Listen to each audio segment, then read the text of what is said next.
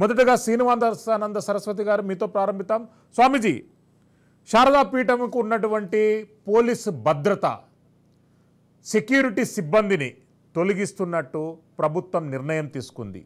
ఒక సాధు సజ్జనుడికి బందుకులతోని భద్రత కావాల్సినటువంటి అవసరం, ఆవశ్యకత శారదా పీఠం అధిపతి స్వరూపేంద్ర సరస్వతికి ఎందుకు పట్టిందంటారు?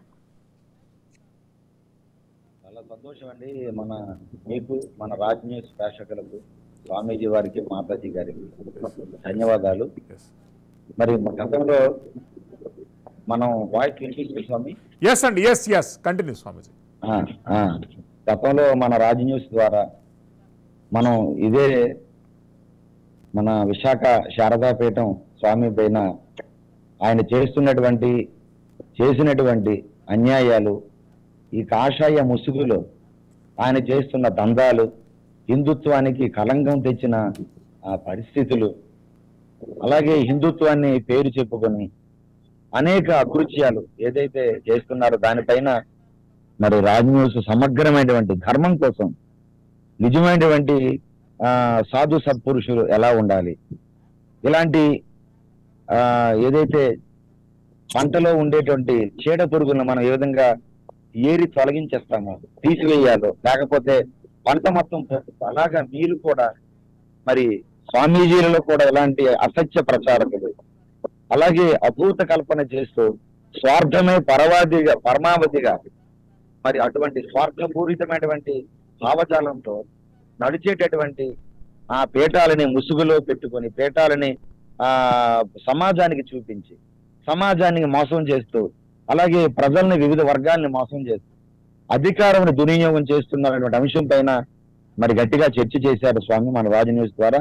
దాని ప్రభావం ఏమో వెంటనే ఆయనకు ఉండేటువంటి సెక్యూరిటీని మొత్తం తొలగించడం జరిగింది. అయితే మీరు ప్రశ్న వేశారు, స్వామీజీలకి అన్ని విడిచిపెట్టే వాళ్ళకి ఈ రక్షణ అవసరమా అని.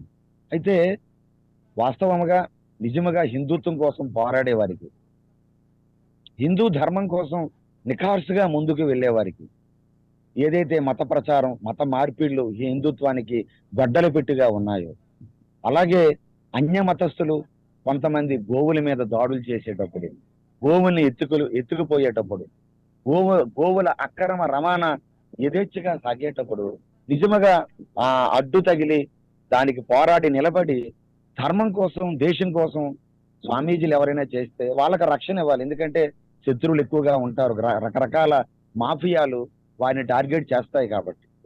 మరి ఒరిస్సాలో మనం చూస్తే, ఒరిస్సాలో ఒక స్వామీజీని అక్కడ ఉండేటువంటి మత ప్రచారకులు చంపేశారు లాస్ట్ టైం అక్కడ ఒరిస్సాలో. అయితే ఈ విధముగా అటువంటి వారికి రక్షణ కావాలి.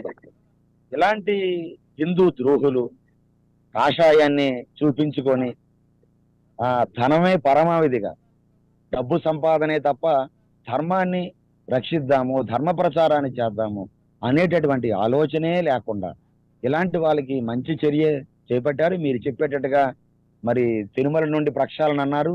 అలాగే ఆధ్యాత్మిక ఇలాంటి దొంగ పీఠాలు కూడా మాయ చేస్తూ శృంగేరి శారదాపీఠం మాత్రమే ఈ దేశంలో నిజమైన శారదాపీఠం. శారదాపీఠం అనేది ఒక్కటే, అది శృంగేరి పీఠం మాత్రమే. ఇది మాయ పీఠము. గతంలో గోవిందానంద స్వామి గారు, శృంగేరి జగద్గురువులు కూడా చాలా పర్యాయాలు ఇది మాకు సంబంధం లేని పీఠం, దీన్ని తొలగించకపోతే చట్ట ప్రకారంగా మేము కోర్టుకు వెళ్తామంటే ఈయన విశాఖ అని పేరు పెట్టారు, విశాఖ శారదాపీఠం. కాబట్టి స్వామి రకరకాల మోసాలతో పరమ పవిత్రమైన కాషాయ వస్త్రాలకి కలంకం తీసుకొని వచ్చి, అటువంటి ఈ కాషాయాన్ని ఏ హిందూ సమాజం చూడగానే నమస్కారం పెడుతుందో, కాషాయానికి గౌరవిస్తుందో, త్రివర్ణ పతాకంలో ఆనాడు స్వామి శ్రద్ధానంద, స్వామి వివేకానంద, బాలగంగాధర తిలక్, అలాగే అరవింద ఘోష్ గారు, అరవింద యోగి గారు, ఇలాంటి మహానుభావులు, రవీంద్రనాథ్ ఠాగూర్ గారు నిజంగా కాషాయంబరదారులు. వారు కొంతమంది కాషాయం కట్టకపోయినా వారు అటువంటి యోగులు అడుగుజాడల్లో నడిచారు. తమ జీవితాల్ని, ఆస్తుల్ని, సర్వస్వము సమాజం కోసం, దేశం కోసం ధారాతత్వం చేశారు. అలాంటి వాళ్ళని ఆ రోజు కూడా వారు స్వతంత్ర సంగ్రామంలో పాల్గొన్నారని మన త్రివర్ణ పతాకాలంలో కాషాయం కూడా త్యాగానికి, ప్రతిరూపంగా మనకి పెద్దలు పింగళ వెంకయ్య గారు అలాగే పెద్దలందరూ కూడా కాషాయాన్ని కూడా వర్ణాన్ని పెట్టారు. అటువంటి కాషాయం అనేది త్యాగానికి ప్రతిరూపం. అటువంటి కాషాయానికి కలంకం ఇటువంటి స్వాములు తీసుకొని వస్తే నిజముగా మన మీలాంటి వాళ్ళు అలాగే ఇతరులు కూడా చాలా మంది ఈ చీడ పురుగుల్ని తొలగించకపోతే మొత్తం పంట కూడా పోతుంది. హిందూ సమాజం మొత్తం మాయని మచ్చగా ఏర్పడుతుంది.